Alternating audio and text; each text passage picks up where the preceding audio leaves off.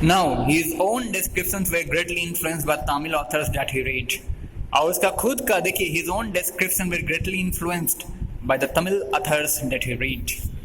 Tamil author जिसे वो पढ़ता था उससे काफ़ी बहुत ही अधिक मात्रा में प्रभावित हो जाता था. उसका खुद का डिस्क्रिप्शन, मतलब वो जब खुद से डिस्क्राइब करने लगता था तो बहुत से तमिल ऑथर्स जिसे वो पढ़ता था उससे काफ़ी प्रभावित हो करके अपना डिस्क्रिप्शन देता था. मतलब समझ रहे हैं आप लोग, मतलब जब कभी उसे भी डिस्क्रिप्शन देने के मौके मिलते थे, मतलब विवरण देने की, उसका अपना विवरण, उसका ईश्वरन जी का खुद का विवरण जो होता था वो किससे इन्फ्लुएंस था? Most of the Tamil authors that he red. उन सभी तमिल ऑथर, लेखक, साहित्यकारों से प्रभावित रहता था जिसे वो अक्सर पढ़ा करता था. When he was narrating even the smallest of incident, he would try to work in suspense and surprise ending to the account. देखिए, when he was narrating even the smallest of incident, और जब वह एक छोटी सी भी घटना का बखान करता था उसकी कोशिश रहती थी he would try to work in suspense and a surprise ending to the content in the account, कि प्रत्येक लफ्ज़ों को वो बिल्कुल ही एक सस्पेंस में प्रकट करे. अपनी कहानी के प्रत्येक बोल को, अपने विवरण के प्रत्येक बोल को वह बिल्कुल ही आश्चर्यजनक एवं दुविधापूर्ण तरीके से समाप्ति की तरफ ले जाए. ठीक है, जैसे कि सिनेमा वगैरह में कभी कभार टू बी कंटिन्यूड लिखा जाता है ना. कभी कभार बचपन में आपने सीरियल देखा होगा स्टार प्लस पर, दिखाते क्या हुआ, अचानक से एक सीक्वेंस, एक सस्पेंस पर ला करके टू बी कंटिन्यूड कर देता था. नहीं, क्यों ऐसा करके आप लोगों के अंतर्गत में जो दर्शक हैं, दर्शक में एक क्यूरोसिटी उत्पन्न कराने के लिए, जिज्ञासा, इंटरेस्ट उसके प्रति पैदा कराने के लिए डायरेक्टर्स लोग करते थे. क्या करते थे? एक सस्पेंस तक पहुंचा करके कि आगे क्या होने वाला है, what to be the next, आगे क्या होने वाला है. उसी वक्त जब आपके जहन में ये उठने लग जाए कि आगे क्या होने वाला है, oh my god, what is going to be next, what is going to be the next, I just want to have it, I just want to look at, I just want to watch it. क्या होने वाला है आखिरकार क्या होने वाला है, अगली बात, इसके बाद क्या होगी.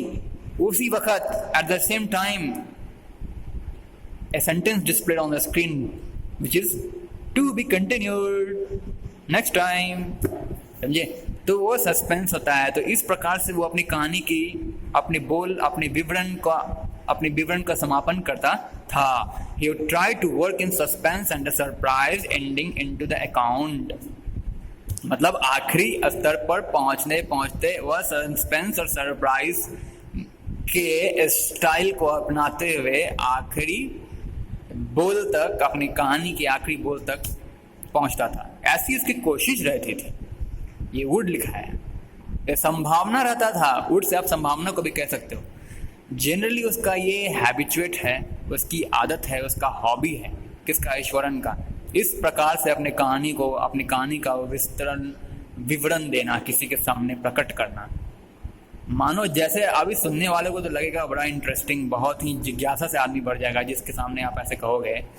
if you also try to work in suspense and surprise, तो सामने वाला काफ़ी इंटरेस्ट और काफ़ी क्यूरोसिटी से भर जाएगा. नहीं कि ओ माय गॉड, सस्पेंस छोड़ दिया इसने, है ना. समझिए सस्पेंस का मतलब होता है एक प्रकार की दुविधा. आपको मानो हम एक प्रकार की दुविधा में छोड़ जाएं, आपको कैसा लगेगा, है ना.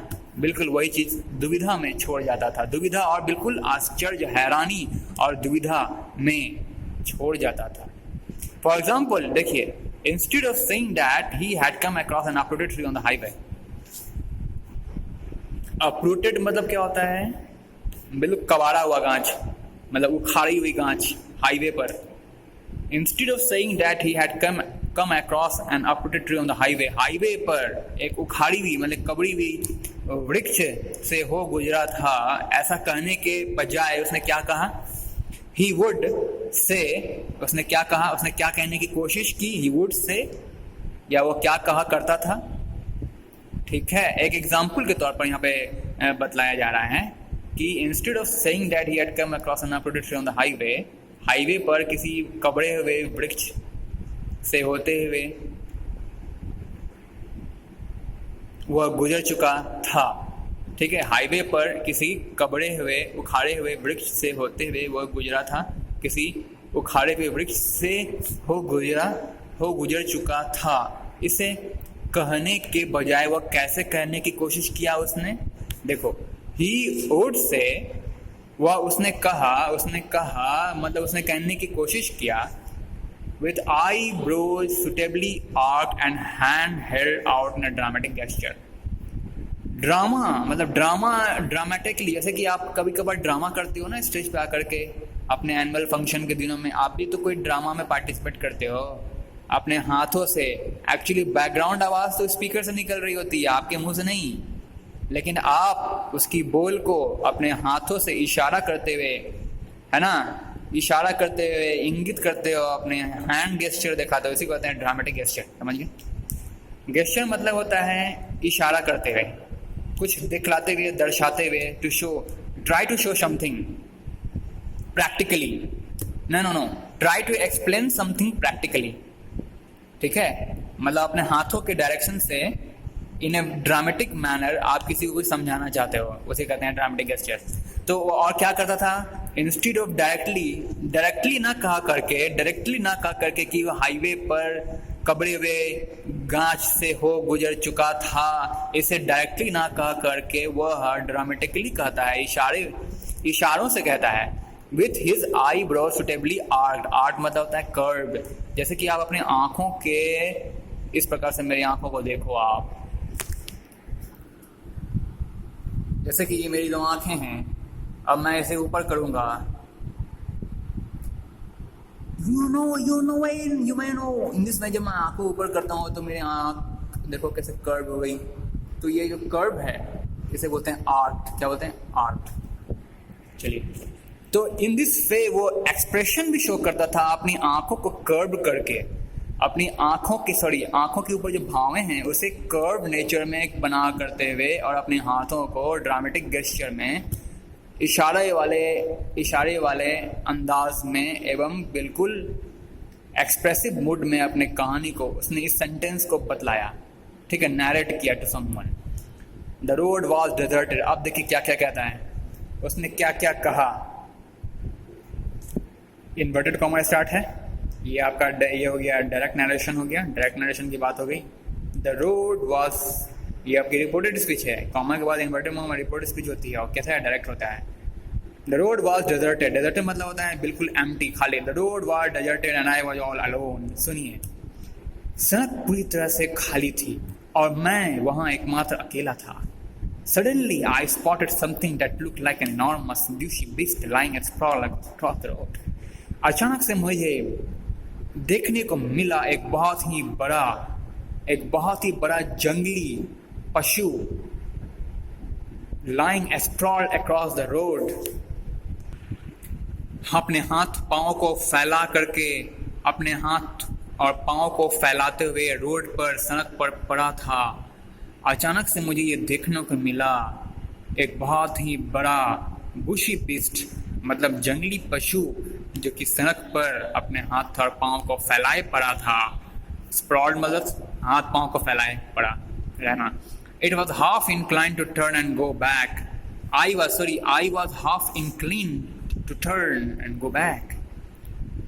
मतलब और 50% मैं देखना चाहता था, 50% मेरी जिज्ञासा थी। अब बाकी का 50% समझ लीजिए कि वहाँ से वापस पीछे मुड़कर निकल जाने की मेरी जो टेंडेंसी बन रही थी वो मात्र 50% ही थी। आई वॉज हाफली इंक्लाइन मतलब मैं मात्र 50% कहे हो, आधी अधूरी तौर पर पीछे मुड़कर वापस वहाँ से निकल जाने की मेरी टेंडेंसी बन रही थी। लेकिन मैं और 50% मैं चाहता था कि जाकर सामने देखूं, तो मैं वही किया। मैंने क्या किया? But as I came closer, लेकिन और जैसे ही मैं सामने निकट पहुंचा, I saw that it was a fallen tree with its dry branches spread out। मैंने देखा कि ये तो एक गिरा हुआ वृक्ष है, एक तो एक सिंपल सा एक गिरा हुआ वृक्ष है which is dry branches spread out, जिसकी सूखी शाखाएं इधर उधर फैली पड़ी हैं. Mahendra would stretch himself back in his canvas chair and listen to his friends' tales uncritically.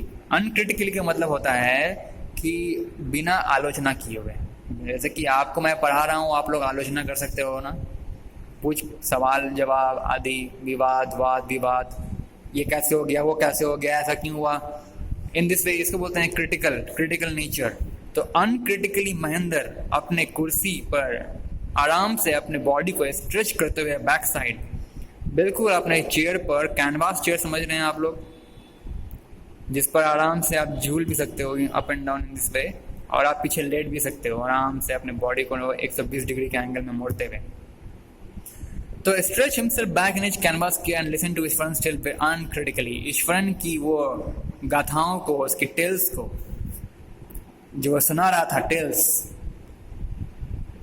गैर आलोचनात्मक तरीके से. अनक्रिटिकल मतलब गैर आलोचनात्मक तरीके से, बिना कुछ कमेंट किए हुए, बिना कुछ वाद विवाद किए हुए, वह मैं अपने कुक ईश्वरन की उन टेल्स को बहुत ही बिना गैर आलोचनात्मक तरीके से सुनता रहा. ठीक है, आगे बढ़ते हैं. The place I come from is famous for timber. क्या कहा आगे उसकी बात देखो, क्या क्या कहता है, क्या क्या उसने कहा. The place I come from is famous for timber. जहां से, जिस स्थान से मैं आया हूं, वह टिम्बर के लिए काफी फेमस है. अब टिम्बर क्या होता है देखो.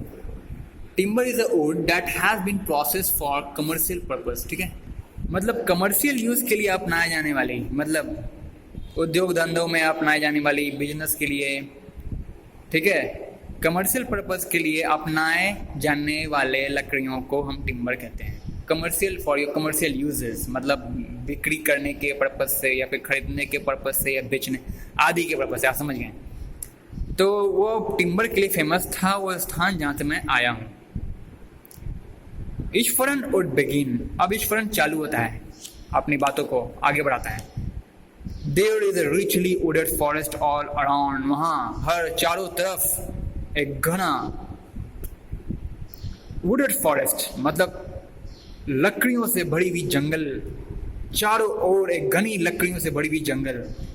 वो एक, जहाँ जिस प्लेस से, जिस स्थान से मैं आया हूँ, वह स्थान लकड़ियों से, एक घनी लकड़ियों से भरी जंगल चारों ओर से फैली हुई है. There is richly wooded forest all around. हाँ, चारों ओर एक घनी लकड़ियों का जंगल है जहाँ से मैं आया हूँ. The logs are hauled onto the lorries by elephant. Logs किसे कहते हैं? A group of wood, उसे logs कहते हैं. और वो सारे logs, लकड़ियों का समूह, are hauled मतलब transfer onto the lorries by elephant. Lorries मतलब होता है बड़ी खुली गाड़ी में ट्रांसफर करवाया जा रहा था हाथियों की सहायता से. There are huge well-fed beasts. और वो हाथियाँ कैसे थी, मान लो बहुत ही तंदुरुस्त, खा पी करके मोटाई हुई हाथी जो होती है ना, उस प्रकार की थी. When they turned wild, मानो वो कैसी थी, जब वो बिल्कुल जंगली अंदाज में टर्न करती थी. Even the most experienced महावत is not able to control them. बहुत ही महाअनुभवी महावत उसे कहते हैं जो हाथी को कंट्रोल करता है. ठीक है, तो वो बहुत ही इतना, जब वो बहुत ही जंगली तरीके से, क्रूर तरीके से जब वो हाथी टर्न करती थी, तो एक बहुत ही अनुभवी महावत भी उसे कंट्रोल करने की शक्ति नहीं रख पाता था. इतना वो शक्तिशाली, इतना वो ह्यूज एलिफेंट, खा पी के मोटा तगड़ा एलिफेंट था. आगे बढ़ेंगे अगले क्लास में.